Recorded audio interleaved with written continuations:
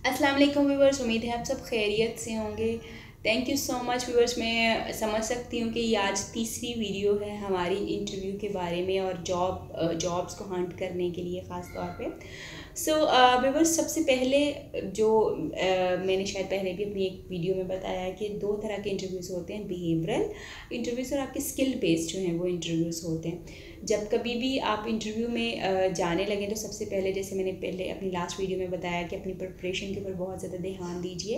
यानी अपनी पर्सनैलिटी, जो आपकी आउटलुक्स हैं उनके ऊपर फोकस कीजिए ताकि आप अच्छे लग रहे हैं। और जैसे ही आप इंटरव्यू की प्लेस के ऊपर टाइमली पहुंचने की कोशिश कीजिए। जब आप टाइमली वहां पे पहुंचे और अपनी टर्न के ऊपर जब आप एंटर होने की कोशिश करते हैं तो परमिशन लीजिए कि आप अंदर आ सकते हैं या नहीं, विद अ स्माइल, आपके चेहरे के ऊपर स्माइल हो और एक कॉन्फिडेंट गेट के साथ, यानी कॉन्फिडेंट चलते हुए आप कुर्सी की तरफ जो है वो जाने की कोशिश कीजिए जहां आपने बैठना है।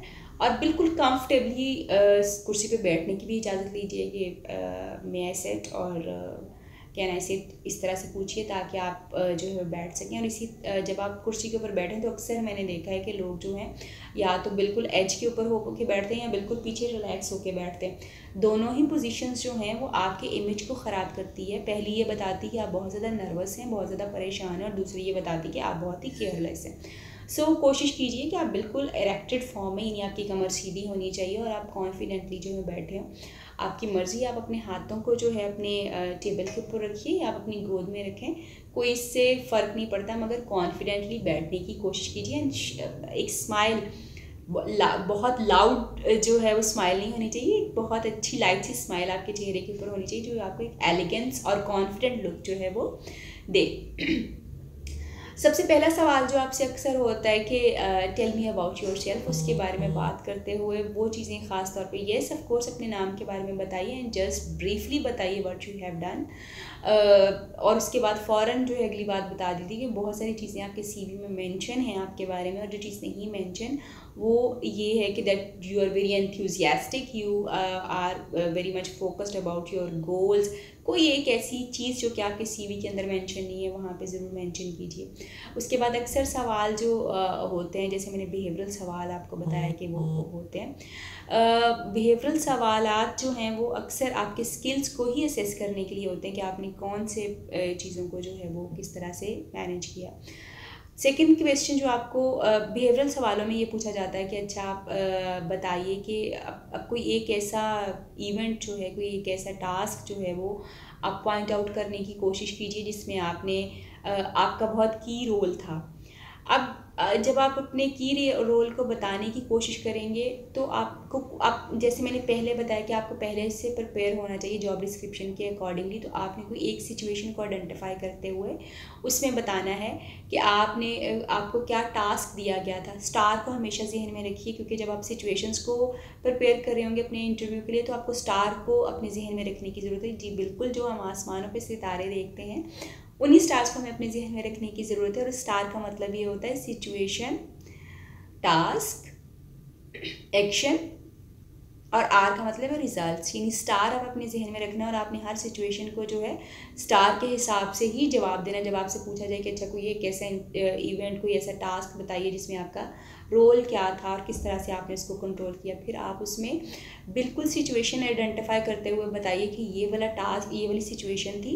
मसलन हो सकता है कि सेल्स जो है किसी कंपनी की या किसी खास प्रोडक्ट के लिए नीचे जा रही हूँ, या उसका इमेज जो है वो ख़राब हो रहा था या नेगेटिव जा रहा था, या लोग उतने ज़्यादा सेटिस्फाई नहीं थे उस प्रोडक्ट के साथ। कोई भी एक टास्क जो है, यानी सिचुएशन आप आइडेंटिफाई करते हैं, फिर उसमें आपको जो टास्क दिया गया हो, जो टास्क असाइन किया गया काम, ख़ास तौर पे आप उसको बताइए कि मुझे ये काम या मुझे ये टास्क असाइन किया गया था कि मैंने 100 लोगों को जो है वो कांटेक्ट करना है, मैंने और मेरी टीम ने।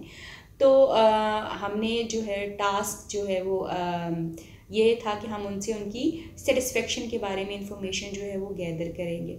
ये टास्क आपको दिया गया था। और उसके साथ ही जब आप एक्शन की बात करेंगे तो फिर आपने बताना है कि आपने किस तरह से आपके पास 10 लोग थे और उन 10 लोगों को आपने किस तरह से डिवाइड किया कि हमने 100 लोगों को कांटेक्ट किस तरह से करना, और हर दिन आपने कितने लोगों को कांटेक्ट किया, और अल्टीमेटली वो जो सेटिस्फेक्शन और डिससेटिस्फेक्शन के ऊपर आप काम कर रहे थे, रिज़ल्ट यानी आर, उसका क्या रिज़ल्ट, एक तो उस टास्क का रिज़ल्ट क्या निकला और ओवरऑल उस जो पूरी एक्टिविटी को आपने किया, उसका रिज़ल्ट क्या निकला कि आपने किस तरह से वो जो रिकमेंडेशंस और वो जो रिज़ल्ट्स आपने फाइंड आउट किए 100 लोगों से कि वो डिससेटिस्फाई क्यों और सेटिस्फाई क्यों है, उनको आपने फिर आगे फर्दर उस प्रोडक्ट को बेहतर करने के लिए किस तरह से रिकमेंडेशंस दी या आपने किस तरह से उसको बेहतर किया और इम्प्लीमेंट किया। ये आपका पूरा एक स्टार है जो आप बताते हो। फिर आपने कोशिश ये करनी, जैसे मैंने अभी नंबर्स में बात किया कि 10 लोग थे आपके पास, कितने दिनों में किया, कितने लोगों को कांटेक्ट किया। क्योंकि अगर आप सिर्फ जो है एक रफली मुझे कुछ लोग दे दिए गए थे मेरी टीम में, उनको मैंने कहा कि कुछ लोगों को कांटेक्ट करें, अगर आप इस तरह से करके बिल्कुल रफली बात करेंगे तो उसका कोई इम्पैक्ट नहीं आएगा। हमेशा ऑर्गेनाइजेशंस जो हैं वो नंबर्स के ऊपर चलती हैं, नंबर्स को ज़्यादा वेटेज भी देती हैं। तो आप भी कोशिश कीजिए कि आपने नंबर्स में ही उनको बताना है कि आपने क्या किया, किस तरह से किया।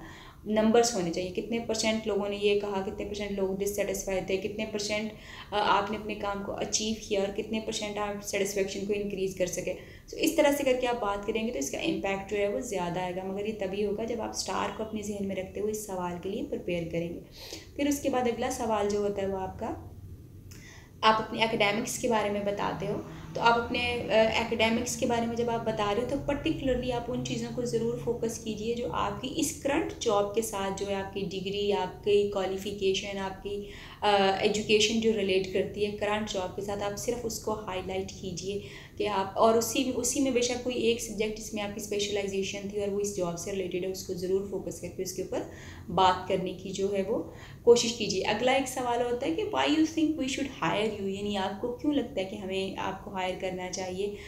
उसमें फिर आप ये ज़रूर बताइए कि आपकी पिछली जॉब के अंदर जो है या इस तरह का रेलेवेंट एक्सपीरियंस आपके पास है, आपने या ये जॉब आपको बहुत ज़्यादा अपील करती है, बहुत आपके अपनी एटीट्यूड के साथ, आपकी अपनी पर्सनालिटी के साथ ये मैच कर रही है, और पिछली आपकी जॉब में भी इसी तरह का जो है वो आपका एक्सपीरियंस इससे मिलता जुलता था। That is why you think कि आपको इस जॉब के लिए हायर जो है वो कर लेना चाहिए। बिकॉज यू बिलीव, आपके सवाल के जवाब में बिलीव होना चाहिए जब आप बोल रहे हो, बिकॉज यू बिलीव कि आप एक बेस्ट सूटेड जो है वो कैंडिडेट हैं इस जॉब के लिए।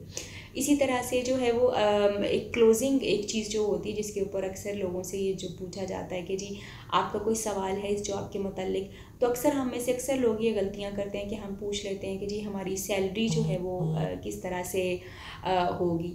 डोंट आस्क अबाउट दिस कि सैलरी जो है वो आपकी क्या होगी, क्योंकि ये आपको एक इस तरह का जो है वो इमेज आपके ऊपर क्रिएट कर देता है दूसरों के ऊपर आपका, आप ज़्यादा मटीरियलिस्टिक और इस तरह की चीज़ों के ऊपर ज़्यादा फोकस्ड हैं आप, यानी आप इंथ्यूजियास्टिक काम करने के लिए नहीं, आपका कहीं ना कहीं नज़र जो है वो इस सैलरी के ऊपर है, जिसमें थोड़ा सा आपका एक नेगेटिव इम्पैक्ट जाता है। आप सवाल उनसे ज़रूर पूछिए, आप उनसे पूछिए कि when we are going to have, what is the next step for this job. आप इस तरह का कोई एक सवाल पूछ सकते हैं, और आप कह सकते हैं कि अच्छा हुआ है, व्हाट इज़ द पॉसिबल, और यानी कितने दिनों में अगर ज्वाइनिंग होती है तो कितने दिनों में ज्वाइनिंग जो है वो पॉसिबल हो सकती है, ताकि आपका जो है वो इम्पैक्ट जो है वो एक बहुत अच्छा और पॉजिटिव हो, और उनको भी ये चीज़ों कि आप बहुत ईगर हैं, बहुत एंथ्यूजियास्टिक हैं आप इस जॉब को जो है वो हासिल करने के लिए और इसको ज्वाइन करने के लिए।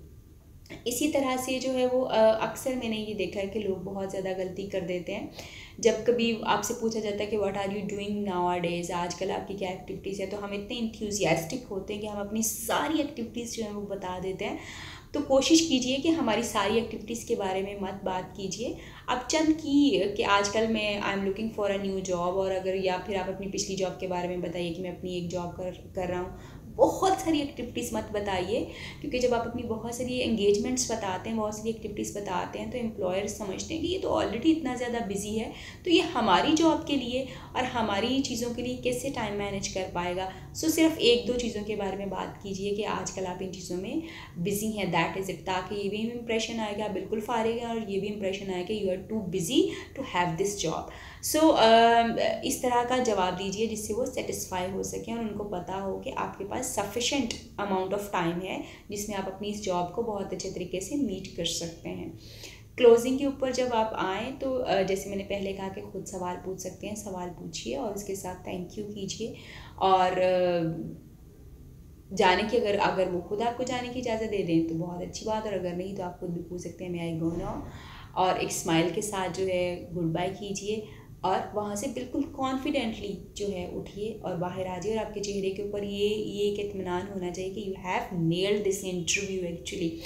सो वापस आए और अच्छी उम्मीद रखिए कि ये जॉब जो है इंशाल्लाह ताला आपको ज़रूर मिल जाएगी, क्योंकि जब आप इंटरव्यू में भी दाखिल होंगे तो ये यकीन आपके साथ होना चाहिए।